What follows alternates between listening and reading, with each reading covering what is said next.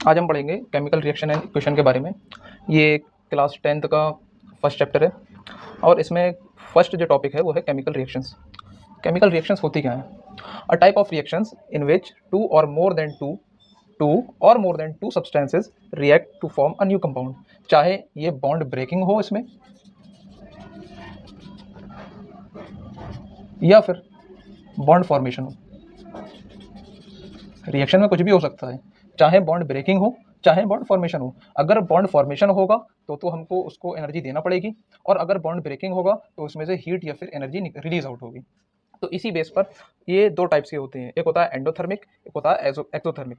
Endothermic वो होते हैं जिसमें एनर्जी देना पड़ती है ताकि बॉन्ड फॉर्मेशन हो, और एक्सोथर्मिक वो होते हैं जिसमें हीट रिलीज आउट होती है बाहर को, ताकि ज़्यादातर उसमें पाए जाते हैं जिसमें बॉन्ड ब्रेकिंग होती है, और ये एक्सोथर्मिक रिएक्शंस कहलाती हैं।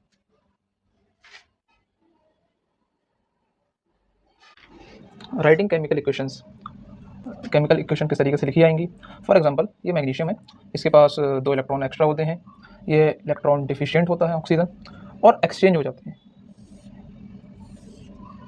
मैग्नीशियम ऑक्सीजन के साथ डबल बॉन्ड के थ्रू जुड़ जाता है, मैग्नीशियम ऑक्साइड बनाता है।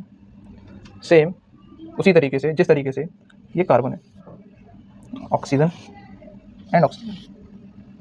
ऑक्सीजन क्योंकि ये -2 होगा, इलेक्ट्रॉन डिफिशिएंट होता है देखा जाए तो, क्योंकि इसके पास 2 इलेक्ट्रॉन कम होते हैं ऑक्टेट रूल को कंप्लीट करने के लिए।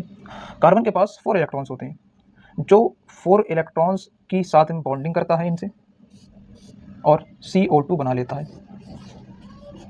तो किसी भी एलिमेंट पर चार्ज होना ये बताता है कि वो या तो गेनर होगा या फिर डिफिशिएंट होगा।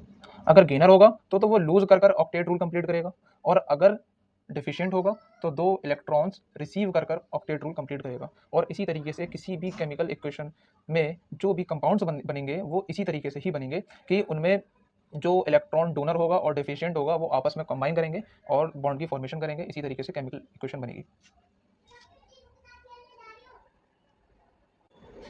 आज हम पढ़ेंगे बैलेंसिंग द केमिकल इक्वेशंस। किसी भी केमिकल इक्वेशन को बैलेंस किस तरीके से करा जाता है? किसी भी केमिकल इक्वेशन को अगर हम बैलेंस कर रहे हैं, सबसे पहला काम जो हम लोग करेंगे कि उसमें हाइड्रोजन और ऑक्सीजन के अलावा जितने भी एलिमेंट्स हैं सबको पहले बैलेंस कर लिया जाए। उसके बाद देखा जाएगा कि हाइड्रोजन कितने कम रहेगा या फिर ऑक्सीजन कितने कम रहेगा। उससे भी पहले क्या किया जाएगा? उससे पहले ये किया जाएगा कि इनको सबसे पहले बॉक्सेस में भर लिया जाएगा कि भाई देखो, इसमें किसी भी तरीके की कोई भी गड़बड़ी नहीं होना चाहिए, इसमें कोई भी चेंजेस नहीं आएंगे। सबसे पहला काम इनको बॉक्सिंग का होता है। दूसरा काम होता है RHS और LHS, कि RHS में और LHS में कितने कितने एटम है। फॉर एग्जांपल, इस साइड में आयरन सिर्फ 1, क्वांटिटी 1 है। RHS में आयरन की जो क्वांटिटी है वो है 3, हाइड्रोजन की जो क्वांटिटी है वो है 2, ऑक्सीजन की क्वांटिटी है 1। और RHS की बात करें तो भाई ऑक्सीजन है 4 और हाइड्रोजन है। तो सबसे पहले अदर एलिमेंट में सबसे पहला आ गया आपका आयरन। आयरन यहाँ है 1, यहाँ है आपका 3। तो जाहिर सी बात है ये जो है इसके मुकाबले 1/3 है, इसका मतलब यहाँ पर 3 से मल्टीप्लाई होगी। ये भी 3 हो गए इसके बराबर। यहाँ ऑक्सीजन है 1, यहाँ ऑक्सीजन है 4, यहाँ 1 है, यहाँ 4 है। तो सबसे पहले हम ऑक्सीजन को कर लेते हैं। ऑक्सीजन अगर हम 4 कर लें इसको, इसका मतलब पूरा कंप्लीट H2O को हम 4 से मल्टीप्लाई करेंगे। अब भाई देखो, जब 4 से मल्टीप्लाई कर दिया तो ऑक्सीजन तो 4 आ गया क्वांटिटी में, लेकिन हाइड्रोजन की जो संख्या है, जो नंबर्स हैं वो डबल हो गए। अब ये हो गए 2 × 4 जो कि 8 होते हैं। अब यहाँ हाइड्रोजन क्योंकि 8 हो गया, यहाँ पर भी 8 करना होता है। यहाँ 2 है, 4 से मल्टीप्लाई कर दो इसको, यहाँ हमने 4 से मल्टीप्लाई कर दिया। अब देखा जाए 3Fe यहाँ पर है, 3Fe यहाँ पर है, हाइड्रोजन टोटल है 8, यहाँ टोटल हाइड्रोजन है 8, ऑक्सीजन टोटल है यहाँ 4, यहाँ ऑक्सीजन टोटल है 4। इसका मतलब ये एक बैलेंस्ड इक्वेशन है। अच्छा, एक चीज़ और कि ये कौन सी स्टेट में है, इस चीज़ को देखने के लिए तो सबसे पहली चीज़ ये देखो कि आयरन कौन सी स्टेट में पाया जाता है। H2O है, ये अक्सर लिक्विड उसमें आता है। अगर कहीं स्टीम आता है तो वहाँ गैस वाले उसमें फॉर्म में आएगा। हाइड्रोजन जहाँ से भी रिलीज होती है अक्सर गैसियस फॉर्म में ही रिलीज होगी।